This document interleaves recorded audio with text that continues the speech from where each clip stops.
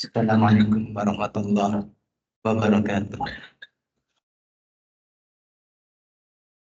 Innal hamdalillah nahmaduhu wa nasta'inuhu wa nastaghfiruh wa na'udzu billahi min shururi anfusina wa sayyiati a'malina. May yahdihillahu fala mudilla lahu wa may yudlil falan tajida lahu waliyyan mursyida. Asyhadu an la ilaha illallah wahdahu la syarika lahu. Asyhadu anna Muhammadan abduhu wa rasuluh alladzi la nabiyya ba'dah. Ya ayyuhalladzina amanu taqullaha haqqa tuqatih wa la tamutunna illa wa antum muslimun. Ya ayyuhan nas ittaqu rabbakum alladzi khalaqakum min nafsin wahidah wa khalaqa minha zawjaha wa batha minkum rijalan katsiran wa nisaa'a wattaqullaha alladzi tasaaluna bihi wal arham innallaha kana 'alaikum raqiba.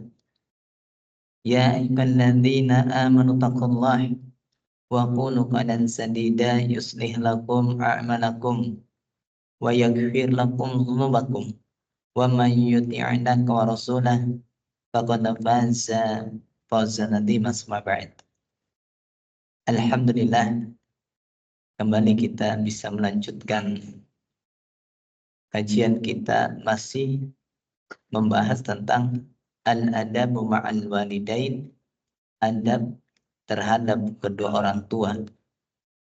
Kalau tidak salah pada pertemuan yang lalu kita sudah sampai pada poin yang ketujuh ya.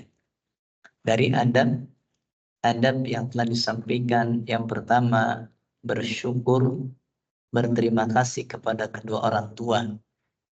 Yang kedua itu lembut dalam ucapan kepada keduanya dan beradab di saat berbicara dengan orang tua. Kemudian yang ketiga, hendaknya tidak safar, bepergian jauh, pergi keluar kota, illa bi'idnihima, kecuali dengan seizin keduanya, yaitu seizin kedua orang tua. Lalu yang keempat, itu tidak menentang, tidak melawan orang tua sehingga menimbulkan kemurkaan pada keduanya. Yang kelima, itu khidmah, melayani orang tua. Kemudian yang keenam, ad-du'a lahuma ba'da mautihima wal istighfar lahuma, yaitu berdoa, mendoakan bagi kedua orang tua setelah wafatnya.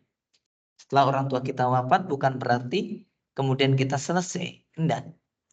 Masih banyak, yaitu bakti kita yang belum selesai. Orang tua sudah meninggal, maka kita melanjutkan dengan mendoakan beliau dan memintakan ampunan kepada Allah Subhanahu wa taala. Karena dengan adanya istighfar seperti ini akan mengangkat derajat orang tua di dalam surga Allah Subhanahu wa taala. Sebagaimana yang tadi sampaikan pada pertemuan yang lalu di dalam Riyadhul Majah. Lalu kemudian yang ketujuh itu bersedekah untuk keduanya setelah wafat orang tua kita. Ini adalah termasuk bagian dari birrul walidain, berbakti kepada kedua orang tua. Adapun poin yang ke-8 yaitu an yusilal muslim aqarribahuma wa asdiqahuma ba'da mautihima. Yaitu hendaknya seorang muslim menyambung kerabat dan juga teman-teman kedua orang tuanya setelah wafatnya. Jadi setelah orang tua kita wafat, orang tua kita tidak ada, maka di antara bentuk bakti kita kepada orang tua kita, walaupun orang tua kita sudah meninggal, walaupun bapak kita, ibu kita sudah kembali menuju Allah Subhanahu wa taala, maka masih ada kewajiban yang belum kita tunaikan, yaitu apa? Menyambung kekerabatan, menyambung teman-teman kedua orang tua kita. Walaupun mungkin orang tua kita sudah tidak ada. Maka kita bisa berbakti pada mereka lewat, yaitu sahabat dan juga keluarga terdekat beliau. Ini sebagaimana yang diterangkan di dalam sebuah hadis yang sahih, riwayat Imam Muslim, hadis yang ke-2552. Di sana diterangkan dari sahabat Abdullah bin Dinar dari Abdullah bin Umar radhiyallahu anhuma. Di sana Abdullah bin Dinar dia meriwayatkan hadis dari Abdullah bin Umar. Ya. Annahu kana idza kharaja ila Makkah. Sesungguhnya Abdullah bin Umar apabila keluar menuju Mekah. Jadi kalau beliau keluar untuk menuju Mekah, karena Umar ini kan orang Mekah. Umar ini adalah orang Mekah. Anaknya Abdullah bin Umar juga sering kembali ke negeri Mekah, berkunjung ke tanah kelahirannya. Karena Abdullah bin Umar dan juga Umar ibn al-Khattab semasa hidupnya, beliau ikut hijrah bersama dengan Rasulullah Sallallahu Alaihi Wasallam menuju kota Madinah. Nah ini, ya, ketika beliau itu kembali ke Mekah, berkunjung ke negeri Mekah, kana lahu himar yatarawwahu alaihi idaman larqubar rahilah. Dan beliau itu, Abdullah bin Umar itu memiliki keledai yang beliau suka menggunakannya untuk pergi apabila beliau itu malas atau beliau itu lelah, capek, bosan berkendara menggunakan untanya. Jadi kalau kita lihat ini moda transportasi zaman dahulu kan, kalau ndak unta, kuda, keledai. Dan kita tahu yang paling kuat kan adalah unta ya. Unta lebih besar, harganya pun lebih mahal. Baru kemudian apa? Baru kemudian setelah itu keledai apa? Kuda. Baru kemudian keledai, karena keledai itu lebih kecil, himar ya. Nah, Abdullah bin Umar, kalau beliau itu kemudian bosan menggunakan kendaraan unta, maka beliau menggunakan keledai. Jadi yang dinaikin adalah keledai. Baru setelah itu kemudian dikatakan wa imamatun yashuddu biha ra'sahu. Sedangkan imamah beliau, sorban beliau itu kemudian mengikat kepala beliau. Berangkat menuju Mekah, menaiki keledai sambil membawa atau memakai sorban. Masya Allah. Kalau kita kan pakainya peci. Ya, para sahabat dulu pakainya apa? Sorban. Sorban yang dililitkan. Ya, Masya Allah. Lalu setelah itu, Babaina wa yawman ala dhalikal himar. Maka tatkala beliau pada satu hari di atas himar tersebut, idmar bihi a'rabi, kemudian tiba-tiba melewati kepada beliau seorang Arab Badui. Jadi ketika beliau sedang naik keledainya menuju kota Mekah, ternyata di sana ada seorang Arab Badui yang lewat. Ya, lewat. Lalu kemudian maka orang Arab Badui tadi berkata, "Alasta bin Fulan ibni Fulan? Bukankah engkau si Fulan anaknya si Fulan? Bukankah engkau adalah Abdullah anaknya si Umar?" Nah, gitu. Ditanya sama orang dari Arab Badui tersebut, "Bukankah engkau adalah Abdullah anaknya Umar?" Makanya disebutnya Abdullah bin Umar, Ibnu Umar. Namanya Abdullah. Kemudian panggilannya Ibnu Umar, karena kalau dipanggil Abdullah banyak. ada Abdullah bin Umar, ada Abdullah bin Abbas, ada Abdullah bin Amr, ada Abdullah yang lainnya, Abdullah bin Jabir dan sebagainya. Banyak nama-nama menggunakan nama Abdullah. Maka zaman dahulu yang dikenal adalah ibnunya. Siapa? Ibnu Umar. Itu Abdullah bin Umar. Ibnu Abbas, Abdullah bin Abbas. Maka orang Arab Badui tadi, dia menyebutkan nama dan menyebutkan orang tuanya. Kata dia, bahasanya Al-Lastabna Fulan ibni Fulan. Bukankah engkau adalah si Fulan, anaknya si Fulan? Bukankah engkau adalah Abdullah, anaknya Umar? Berarti kalau dia nanya seperti itu, berarti kenal nggak? Kenal. Kenal ya. Ya. Lalu kemudian setelah itu, maka Abdullah bin Umar mengatakan, bala.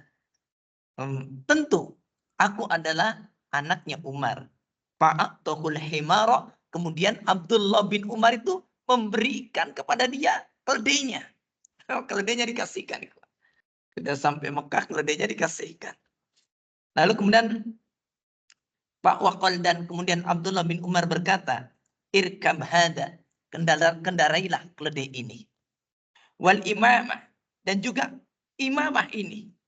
Maka Qal belum mengatakan bahasanya ustun bika ra'saka. Lalu kemudian ya, ikatlah imamah ini, ikatlah sorban ini kepada kepalamu. Jadi ketika orang Arab Badui lewat itu, Abdullah bin Umar ketika disapa, bukankah engkau adalah Abdullah anaknya Umar? Begitu kemudian Abdullah bin Umar mengatakan, bala tentu, aku adalah Abdullah anaknya Umar. Lalu kemudian Ibnu Umar memberikan keledainya kepada orang Arab Badui tersebut. Bukan hanya keledai, ternyata imamah yang ada di kepalanya dicopot, dikasihkan juga. Masya Allah ya. Kira-kira kenapa Abdullah bin Umar bisa seperti itu? Kalau kita mungkin akan mengatakan, wah berarti kalau ada yang nyapa kita harus kasihkan. Kita naik motor, assalamualaikum, Pak Anu ya, anaknya si Anu. Iya, kasihkan motornya. Begitu atau enggak? Kalau segitu kita punya motor berapapun habis ya. Ya. Kenapa Abdullah bin Umar melakukan seperti itu? Ya. Kok bisa? Hanya orang menyapa dan menanyakan, bahasanya bukankah engkau adalah anaknya Fulan bin Fulan? Ketika mengatakan bala tentu, setelah itu keledainya dikasihkan. Padahal keledai itu alat transportasi beliau. Kalau kita sekarang motor lah. Kalau kuda mobil mungkin ya. Kalau onta barangkali alpatnya lah atau apalah yang lebih mewah lagi. Dikasihkan langsung ikhwah. Selain itu imamah yang ada di kepalanya diambil, diberikan. Nih ikat pada kepalamu. Pakai. Masya Allah luar biasa ikhwah. Ya, kalau harga peci mungkin murah. Kalau imamah ikhwah. Masya Allah. Itu hebatnya sahabat zaman dahulu. Nggak hitung-hitungan. Nggak kayak kita. Kalau kita ini untuk memberi itu mesti hitungannya luar biasa. Menghitung kancing dulu. Jadi beli kan itu. Jadi enggak. Sampai seperti itu. Tapi Masya Allah. Para sahabat seperti itu ya. Faqalanakum ba'du ashabihi. Maka sebagian dari teman-temannya. Teman-teman Abdullah bin Umar berkata. Ghafarallahu lak. Bahasanya semoga Allah mengampunimu. A'taita hadal a'rab himaran kunta tarau. Ya kemudian alaihi.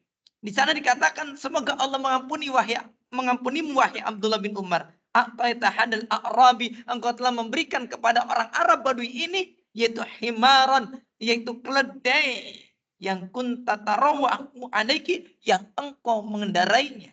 Engkau menggunakan ini untuk pergi.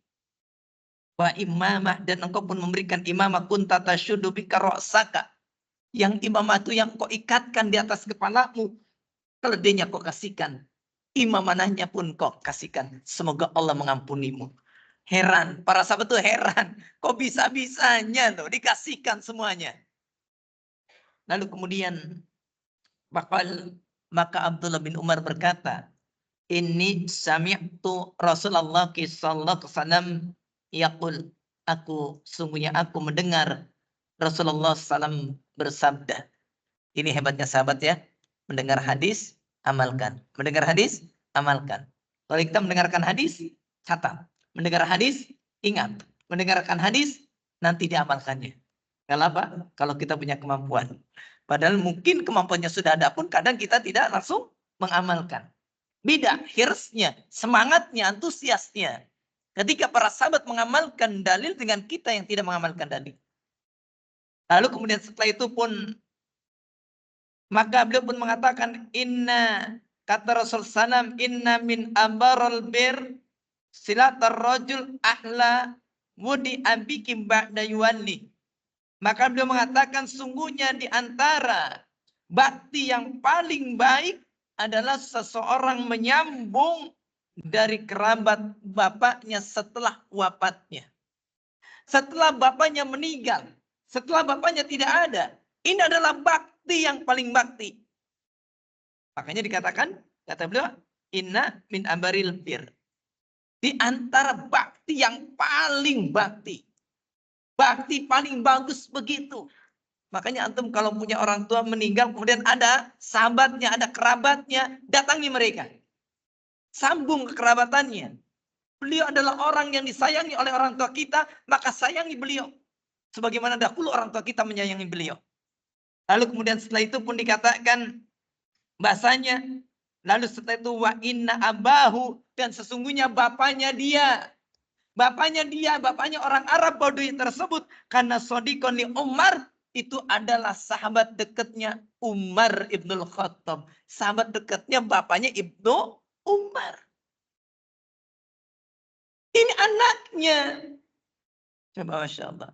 Ini anak dari bapaknya. Ternyata Abdullah bin Umar memberikan keledainya, diberikan imamahnya. Karena tahu ini anaknya dari sahabat dekat bapaknya.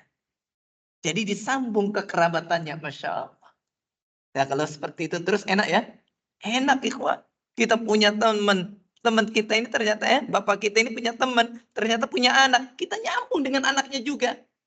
Nyambung dengan orang tuanya, nyambung dengan anaknya. Kalau kita zaman sekarang coba. Orang tua kita sudah wafat. Padahal mungkin bisa jadi orang tua kita dahulunya adalah orang yang baik dengan sahabatnya. Insya Allah. Karena kita melupakan mereka. Kadang kita nggak pernah datang untuk apa? Sekedar menengok mereka. Datangi. Kebiasaan-kebiasaan baik orang tua kita jam dahulu kerjakan. Nah ini yang sudah sering terlupakan oleh kita. Masya Allah ya. Ya, ini adalah dalil yang menunjukkan seperti itu. Maka dikatakan innal birral walidain min a'dhamil a'mal. Ya, hadis ini diriwayatkan oleh Imam Muslim, hadis yang ke-2552.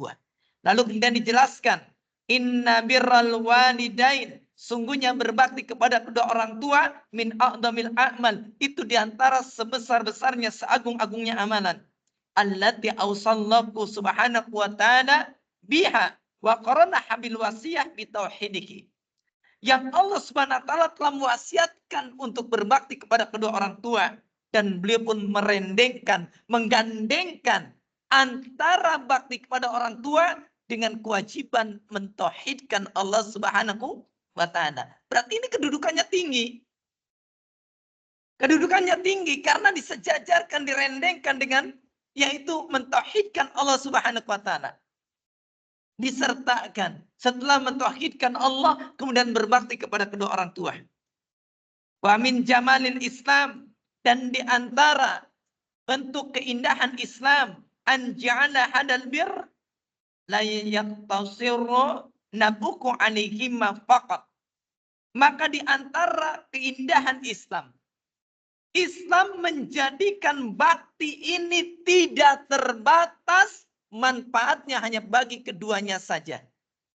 Kalau kita hanya bakti pada orang tua, kan manfaatnya hanya pada kedua orang tuanya saja. Termasuk, yaitu apa? Bal yata'adda li asdiqaihima wa ahibaihima ba'da mautihima. Bahkan sebaliknya pun, di sana pun lebih daripada itu. Yaitu kita pun berbakti ini kepada orang tua dengan cara apa? Memberikan manfaat pada teman-teman dan juga orang-orang yang dicintai oleh orang tua kita setelah wafatnya. Ya. Jadi bukan hanya kita kemudian mendoakan orang tua, bukan hanya kita ini kemudian berbakti kepada orang tua yang sudah meninggal dengan cara mengingat nama beliau dalam setiap doa kita, termasuk daripada itu, lebih daripada itu, manfaatnya juga pada orang-orang yang pernah dekat dengan orang tua kita semasa hidupnya. Ya begitu ya. Makanya kita sebagai anak harus sering nanya, pernah nggak ngobrol dengan orang tua? Pak, ada kira-kira bapak yang dekat temennya siapa? Pernah nggak tanya ke ibu kita? Ibu yang dekat itu dengan siapa? Pernah nggak begitu? Kita harusnya menanyakan kepada mereka. Kepada beliau-beliau ini mumpung masih hidup. Kalau sudah wafat kita nggak mengetahui. Ya, andaikan kemudian kita tidak sempat menanyakan pada bapak kita atau ibu kita yang sudah meninggal, minimal kita tanya. Kalau ibu kita masih ada, bapak kita sudah nggak ada, tanya pada ibu kita. Bu, bapak itu biasanya main sama siapa? Bu, biasanya bapak ini dekatnya dengan siapa? Atau kebalikannya, kalau ibu yang meninggal dulu, tanya pada bapak. Bu, Pak, tolong ibu ini teman dekatnya siapa? Masya Allah. Setelah itu kemudian kunjungilah mereka. Kalau antum suatu saat barangkali sempat 1 tahun sekali pulang lebaran, mampir ke mereka. Bawakan oleh-oleh. Anggap saja antum sedang datang ke orang tua antum. Ini loh. Seandainya orang tua antum kemudian hidup, kemudian antum membawakan oleh-oleh untuk sahabat dekatnya, apa yang dirasakan orang tua, Masya Allah. Senangnya luar biasa. Begitupun di saat mereka sudah tidak ada. Ini bakti yang terlupa, ikhwah. Selama ini kita, Anda yakin, kita sebagian besar sudah lupa. Sudah meninggal, ya sudah, kita hanya mendoakan. Kita hanya bersedekah untuk orang tua. Tidak lebih daripada itu. Adapun dengan menjamin orang lain yang dulu pernah dijamin orang tua kita. Ya, saya mendapatkan satu kisah, Masya Allah, seorang pengusaha, Pak. Itu bapaknya itu suka menyantuni janda dan anak yatim ketika beliau masih hidup. Qadarullah setelah beliau wafat, itu ternyata amalan itu dilanjutkan oleh anaknya. Dilanjutkan. Oleh anaknya, orang-orang yang biasa disantuni itu dilanjutkan. Ternyata wafatnya bapaknya tidak menjadikan bantuan itu terputus. Anaknya melanjutkan, Masya Allah. Jadi orang-orang yang biasa disantuni, orang-orang yang biasa diberikan nafkah, orang-orang yang selama ini banyak mendapatkan kebaikan dari orang tuanya, anaknya melanjutkan. Dan ini keberkahannya luar biasa. Insya Allah. Apalagi ketika orang tuanya itu wafat, punya warisan, anak mewarisi. Harta warisan orang tua itu adalah harta yang luar biasa kita tanpa usaha, tapi kita memperoleh manfaatnya. Kenapa kita tidak gunakan untuk kepentingan dan juga ya untuk kebaikan orang tua kita juga? Itu harta gratis ibaratnya. Makanya saya kadang heran ada orang rebutan warisan, apa nggak berpikir kita ini dapat warisan tuh tanpa usaha. Yang usaha orang tua kita, yang memiliki harta orang tua kita, begitu kemudian orang tua kita wafat, harta itu kembali. Sebagaimana diatur oleh Allah Subhanahu wa taala, ini warisan. Sekian bagian untuk laki-laki, sekian bagian untuk perempuan, sekian bagian untuk pasangannya yang masih hidup, sekian bagian untuk orang tuanya yang masih hidup. Ternyata kita kemudian malah rebutan warisan. Itu kan heran. Aneh bin ajaib. Berarti itu, punten bahasa kasarnya, kita ini orang yang tidak tahu terima kasih. Kalau saya punya uang, Pak. Saya punya uang 50 juta misalkan. Saya mau bagikan ke bapak-bapak. Saya kasih amplop. Ada yang isinya 100.000, ada yang 50.000, ada yang 500.000. Bapak protes enggak? Enggak usah protes kan? Kenapa? Uang saya kasih kok. Urusan saya. Harta itu milik Allah. Kalau Allah kemudian mengatakan, Anda bagiannya sekian, untuk ini bagiannya sekian. Kita nggak ada usaha, kita nggak ada apa-apa. Cuma dikasih mudah, gratis, tanpa ada usaha. Kenapa kemudian kita mati-matian rebutan warisan? Coba pakai akal kita. Selain pakai akal kita, juga pakai hati kita. Hanya gara-gara warisan ribut dengan saudara kita. Kalau Anda masih ribut seperti itu, Anda kurang bakti pada orang tua. Orang tua Anda itu butuh anak-anak yang salih. Kalau urusan warisan aja ribut, itu menandakan kita itu masih dipertanyakan kesalihannya. Anak yang salih nggak akan mungkin ribut tentang warisan, ikhwah. Warisan diributkan, heran kan? Ya, misalkan tiba-tiba yang lain dapat 5 M, kita cuma dapat 2,5 M. Ya enggak apa-apa, ikhwah. Enggak masalah. 2,5 M juga gede kan. Sudah cukup. Kita dikasih. Cobalah kalau bakti itu nggak usah ribut masalah seperti itu. Lihat, Harusnya kita ini dengan saudara kita rembuk. Lihat tuh. Bapak kita siapa saudaranya? Bapak kita siapa yang biasa disantuni? Ini uang warisan banyak. Oke, milik masing-masing. Tapi lanjutkan. Lanjutkan kebaikan orang tua kita. Begitu seharusnya. Jangan berhenti di tengah jalan. Bapaknya sudah meninggal, ibunya sudah meninggal, kebaikannya terputus. Jangan, ikhwan. Anda pengen bakti, jadilah orang-orang yang bermanfaat. Bukan ketika beliau masih ada, tapi ketika beliau sudah tidak ada. Lalu kemudian yang ke-9. Di antara bentuk bakti kita kepada orang tua adalah ziaratu qabraihima ba'da mautihima. Yaitu menziarahi kubur keduanya setelah wafatnya. Menziarahi ziarah kubur yang sesuai dengan syariat Allah Subhanahu wa taala. Datang, ya. Kalau sekedar mendoakan memang di rumah bisa, tapi sekali-kali berkunjunglah, ya. Kalau kita pulang kampung mampirlah, ya. Kalau kita pulang ke tempat yang di sana ibu kita, bapak kita dikuburkan, mampirlah ke sana. Itu ziarah kubur. Ya. Tapi kalau menyengaja jangan. Ya, sengaja untuk ke sana enggak. Kalau kita datang ke daerah kita, silakan datang. Ini sebagaimana dikatakan dalam riwayat Imam Muslim dari sahabat Abu Hurairah. Di sana dikatakan pada hadis yang ke-976. Beliau mengatakan zara nabiyyu sallallahu alaihi wasallam qabra ummi. Maka di sana dikatakan Nabi sallallahu alaihi wasallam berziarah mengunjungi kuburan ibunya. Menziarahi kuburan ibunya. Maka wa abka man haulahu. Maka Rasul pun menangis dan membuat menangis orang-orang yang ada di sekitarnya. Baka menangis, abka membuat menangis semua. Rasulnya menangis, ziarah kubur menangis. Pertanyaannya, apakah menangis termasuk niyahat? Ratapan yang dilarang? Enggak. Enggak. Antum nangis boleh. Meneteskan air mata karena kesedihan dengan ringat orang tua, wajar. Manusiawi. Itu tidak menafikan adanya apa? Menafikan kesabaran. Enggak. Enggak masalah. Selama Anda tidak menyalahkan takdir. Selama kita ini kemudian tidak meratapi takdir Allah. Enggak. Enggak apa-apa, silakan. Oh, Rasul ketika meneteskan air mata melihat Ibrahim, anak beliau dari Maria Al-Qibtiyah. Kemudian beliau meneteskan air mata di saat Ibrahim ini napasnya tersengal-sengal kemudian meninggal dunia di dalam pelukan beliau. Maka beliau pun meneteskan air mata itu aja. Itu adalah tanda kasih sayang. Manusia yang normal. Rasulullah adalah manusia. Wajar kalau kemudian beliau pun memiliki perasaan sedih, wajar. Apakah yang namanya laki-laki nggak boleh meneteskan air mata? Boleh. Jangan kemudian mentang-mentang kita ini laki-laki pantang meneteskan air mata. Kata siapa? Menangis, silahkan menangis. Selama menangis itu tidak menyalahkan takdir Allah Subhanahu wa taala. Dan ketika Rasul menangis, para sahabat yang lain pun meneteskan air mata. Menangis juga. Masya Allah ya. Itu luar biasa. Lalu kemudian dikatakan faqal, maka Rasul bersabda, istadzantu rabbi bi an astaghfirullah. Aku memohon izin kepada Tuhanku untuk memintakan ampunan lahak bagi ibuku.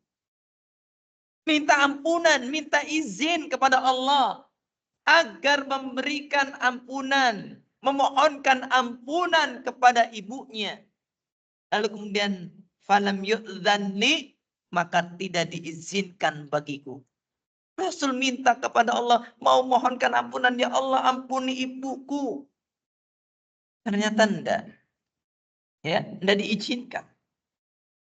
Ya. Lalu kemudian setelah itu pun dikatakan dan tuhu bi an azura qabraha. Maka aku pun meminta izin kepada Allah Subhanahu wa taala agar bisa mengunjungi kuburannya. Aku mengunjungi makamnya. Lalu kemudian dikatakan bahasanya kata beliau, fa'udzinan li, maka aku pun diberikan izin. Ketika Rasul meminta ampunan tidak boleh. Kenapa? Karena beliau wafat dalam kondisi belum memeluk Islam. Dan kemudian ketika beliau minta izin untuk menziarahi kuburnya, maka ternyata diizinkan, ikhwah. Maka kata Rasul, fazurul kubur, maka berjalanlah kalian ke kubur. Fa innaha tudzakkirul mauta, karena sungguhnya ziarah kubur itu mengingatkan tentang kematian. Jadi kalau kita ziarah kubur, Pak, itu ingat mati. Jangan ziarah kubur, datang ke kuburan malah ngekek, ketawa terus. Jangan.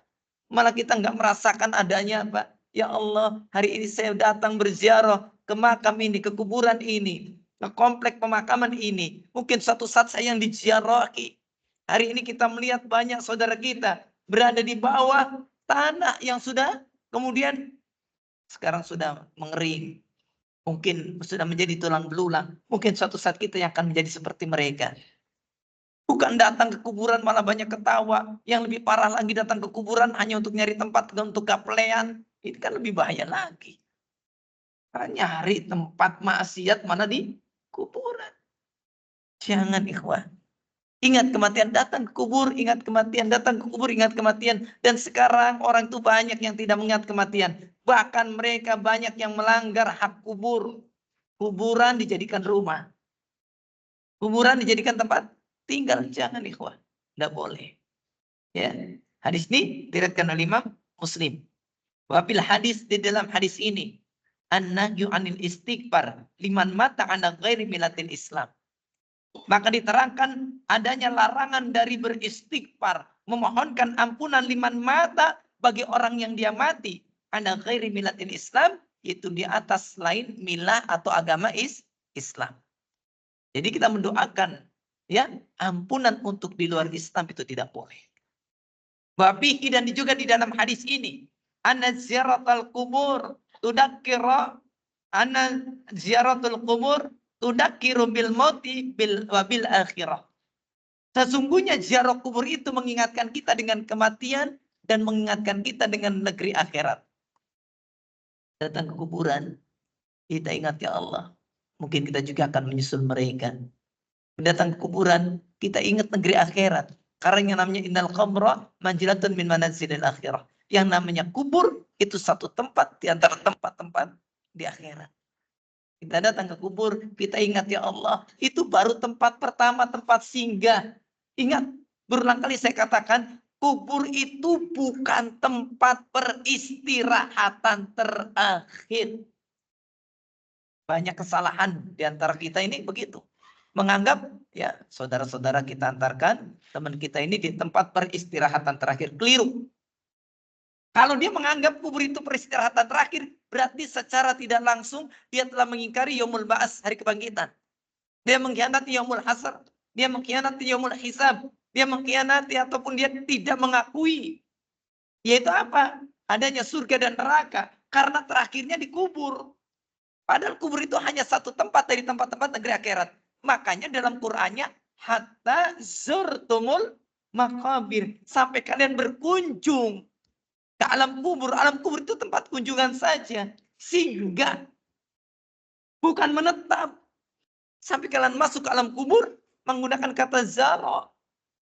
Itu berkunjung maksudnya sih. Kalian datang ke alam kubur itu nggak menetap. Ini awal sebelum Anda kemudian dikumpulkan suatu saat di padang mahsyar. Ini satu tempat dari tempat-tempat negeri akhirat. Namanya kubur. Ya. Dan orang kalau sudah dikubur ikhwah, ya sudah nggak bisa kemana-mana. Nggak ada ceritanya orang di kuburan keluyuran. Enggak. Dia akan mempertanggungjawabkan amalannya. Kalau dia orang yang baik mendapatkan nikmat kubur. Kalau yang buruk, naudzubillah min dzalik, mendapatkan siksa kubur. Jadi seperti itu. Ini gara-gara banyak nonton film horor, jadilah akhirnya kita ini banyak yang rusak akidahnya. Arwah gentayangan kemarin, kemudian orang dikubur jalan-jalan, nengok cucunya, nengok anaknya. Wah ini ikhwan. Ini kan akibat ikhwan. Jadi seperti itu. Kemudian mengikat akhirat, jadi begitu.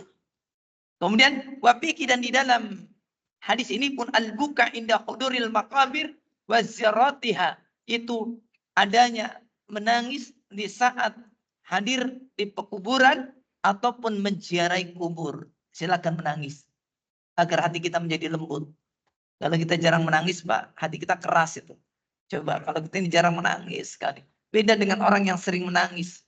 Orang yang sering menangis dengan orang yang jarang menangis itu beda hatinya. Orang yang banyak menangis, insya Allah hatinya lembut.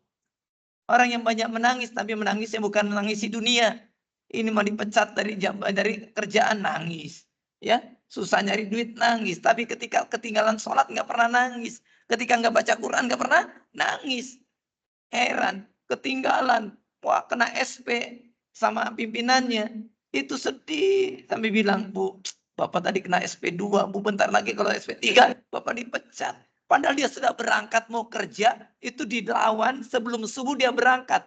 Ngejar apa? Ngejar kereta, ngejar bus, sampai ke tempat kerja. Dia ternyata mendapatkan SP gara-gara ketelatan. Padahal ketika dia terlambat sholat subuh, pernah nggak menangis? Ya Allah, kenapa saya terlambat sholat subuh? Bagaimana kalau kemudian Allah menahan rezekinya? Bagaimana kalau Allah menahan nikmatnya? Karena yang memberikan nikmat adalah Allah. Nggak pernah kan menangis begitu? Nggak pernah. Dan itu yang mengherankan kita ini. Lalu kemudian yang ke-10. Yaitu adalah adabul munadatil abi awil ummi bismaihima. Yaitu tidak memanggil ibu dan bapak dengan nama keduanya. Jangan sekali-kali manggil orang tua kita dengan nama, ya kita manggil ke orang tua kita. Nama orang tua kita misalkan namanya Mahmud. Pak, Bapak Mahmud. Jangan manggil nama orang tua. Nah ini adab ikhwah. Bentuk bakti kita kepada orang tua, jangan memanggil nama orang tua. Ya, kita panggil wahai bapakku, wahai ya, misalkan ayah atau apa terserah. Tapi jangan panggil namanya. Jangan panggil namanya. Zaman dahulu saya kecil keperasaan masuk SD aja belum tahu nama orang tua kita siapa ya. Gitu kan, kalau nggak lihat rapot nggak tahu mungkin orang tua kita namanya siapa. Karena kalau nama orang tua kita tahu, kadang kita buat mainan. Betul kan? Oh, dasar anak si Anu, kan gitu kan. Orang tua kita dibawa-bawa padahal orang tua kita nggak punya salah. Kita yang maling, kita masih kecil misalkan ada mangga kita ambil, ketangkap, ketahuan sama orang yang diomongin kitanya apa orang tua kita? Ya, kamu ini ya, dasar anaknya si Anu ya. Disebutkan orang tua kita. Jangan memanggil orang tua kita dengan namanya. Ini sebagaimana diriwayatkan Imam Al-Bukhari dalam kitab Al-Adabul Mufrad, hadis yang ke-44. Di sana diterangkan dengan sanad yang sahih mauquf, itu mauquf dari sahabat Abu Hurairah. Beliau mengatakan anakur ra'a rajulain. Sungguhnya beliau kemudian melihat ada dua orang laki-laki. Faqala li ahadihima ma hada minka. Maka dia berkata kepada salah satu dari keduanya, siapa ini darimu? Maksudnya siapa ini? Kemudian beliau mengatakan, Abi, ini adalah bapakku. Ada dua orang laki-laki. Ditanya kata Abu Hurairah, ini siapa? Maka orang tadi yang muda mengatakan, Abi, ini bapakku. Enggak nyebut nama. Maka kemudian Abu Hurairah memberikan nasihat. Kata beliau, walatus samihi bismihi. Jangan kau menyebut nama dengan namanya. Jangan sebut nama. Ya. Walatamshi amamahu. Jangan kau berjalan di hadapannya. Dikasih nasihat sama Abu Hurairah. Wala tajlis qablahu, dan jangan kamu duduk sebelum dia. Ini pelajaran dari Abu Hurairah. Ketika ditanya dua orang tadi, siapa ini? Maka kemudian yang muda mengatakan ini adalah bapakku. Enggak menyebutkan nama. Maka Abu Hurairah memberi nasihat kepada beliau. Jangan kau sebut nama bapakmu. Jadi benar kan orang tadi kan? Benar, satu itu. Kemudian wala tamsi amamaku. Jangan kau berjalan di hadapannya. Wala tajlis qablahu, dan jangan kamu duduk sebelum dia. Jadi kalau kita berjalan, jangan kita berjalan, kita di depan orang tua kita. Biarlah orang tua kita di depan, kita di belakang. Apalagi kalau kemudian tawaf, Pak. Orang tawaf itu, Masya Allah. Ini banyak kejadian, Pak. Tawaf itu, bahwa orang tua itu di pinggir. Dibawanya di pinggir kan. Wah, ditarik-tarik. Itu yang namanya orang tawaf itu putarannya kan rame tuh. Keseret-seret itu orang tua. Kalau antum bawa orang tua, sedang tawaf di Baitullah, simpan di depan. Simpan di depan. Antum di belakang. Karena nanti akan banyak orang mendorong dari belakang. Berapa banyak Anda lihat kejadian seperti itu. Makanya kita jangan kemudian membiarkan orang tua kita di belakang kita. Itu lebih bahaya. Kalau berjalan saja, kita itu biarkan orang tua kita di depan, kita yang di belakangnya. Kita jadi bodyguardnya, ikhwan. Itu harusnya menghargai orang tua begitu. Ya, kalau kita naik mobil, orang tua kita jangan di belakang, di samping kita, tapi jangan di depan kita. Karena itu kap mesin, nggak boleh, nggak boleh. Jadi ada samping kita. Jangan biarkan orang tua kita lepas dari pengawasan kita. Ya, itu. Kemudian begitu pula, jangan kau duduk sebelum dia. Ketika kita datang, kemudian datang ke rumah. Sebelum orang tua kita duduk, berdirilah antum. Kalau orang tua kita duduk, maka duduklah antum. Ketika orang tua antum duduk di bawah, antum jangan duduk di kursi, turunlah ke bawah. Adab-adab anak kita zaman sekarang itu sudah mulai dihilangkan yang seperti ini. Orang tuanya di bawah, enak-enak dia duduk di sofa, kakinya naik lagi. Nah ini adab yang salah itu. Ini pelajaran birrul walidain, ini pelajaran bakti pada orang tua. Kalau masih kecil, dibiarkan sampai besar dia tidak bisa menghargai orang tuanya. Jadi hati-hati yang seperti ini. Kemudian yang ke-11, adamul intisab li ghairil walidain, tidak memberikan atau menyandarkan nasab kepada selain kedua orang tuanya. Kalau kita ada nasab, langsung pada orang tua kita. Jangan kemudian, mohon maaf ya, ini kasus banyak kejadian orang tua angkat itu lebih dimuliakan oleh anak angkat daripada orang tua kandungnya. Karena merasa orang tua angkat lebih banyak memberikan dia biaya. Yang banyak memberikan bantuan pada dia. Akhirnya dia menyandarkan nama pada siapa? Pada orang tua angkatnya atau anak adopsi. Itu tidak boleh. Harusnya apa?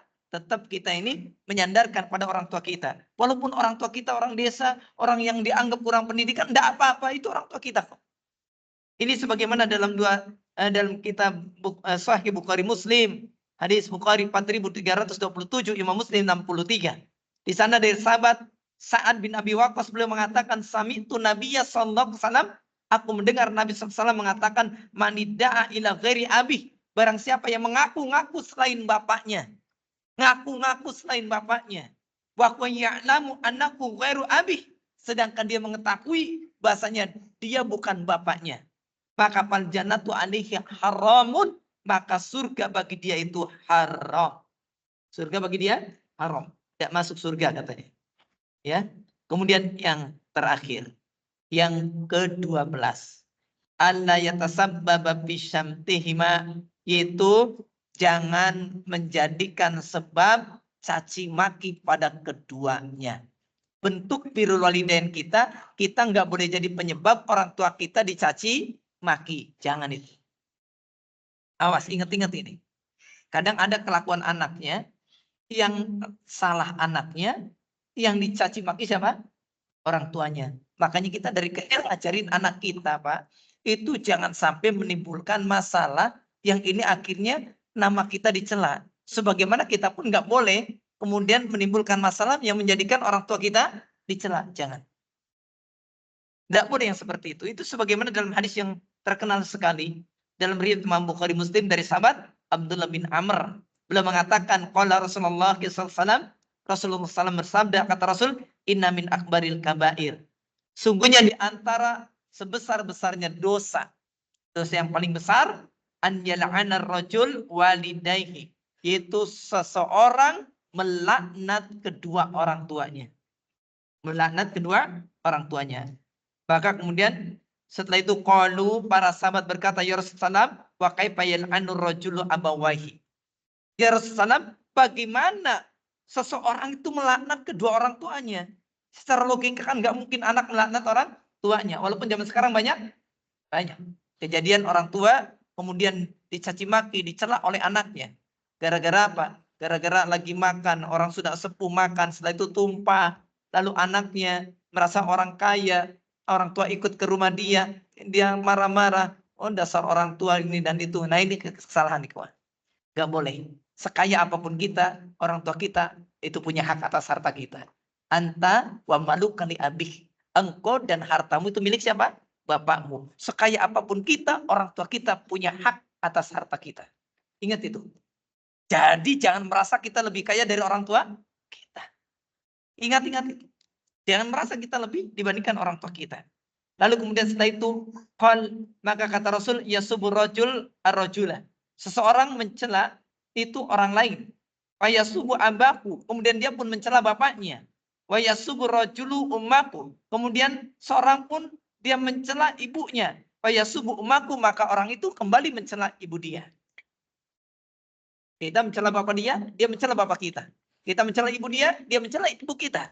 Itu berarti kita tidak bakti kepada orang tua. Kenapa? Karena kita menjadi penyebab orang tua kita dicela oleh orang lain. Bukan hanya ini, ikhwan. Kayak tadi, antum maling, ketangkap, setelah itu kemudian apa? Ditanya, anak siapa kamu? Si Fulan. Akhirnya orang tua kita ke bawah-bawah. Itu pun adalah bagian dari yang tidak dibolehkan, karena itu termasuk perkara yang akan menjadikan seorang dia itu ya tercacat di baktinya kepada kedua orang tua kita. Mudah-mudahan kita menjadi anak-anak yang berbakti, dan kita pun berharap bahwasanya mudah-mudahan anak-anak kita, anak-anak yang kembali berbakti pada kita, sehingga ketika kita mati pun mereka akan menjadi sumber pahala bagi kita sampai kita menghadap Allah Subhanahu wa taala. Itu saja yang bisa saya sampaikan. Benar datangnya dari Allah, salah itu kesalahan anak sebagai manusia biasa. Semoga Allah mengampuninya. Syukran jazakumullah khairan. Wallahu a'lam bishawab.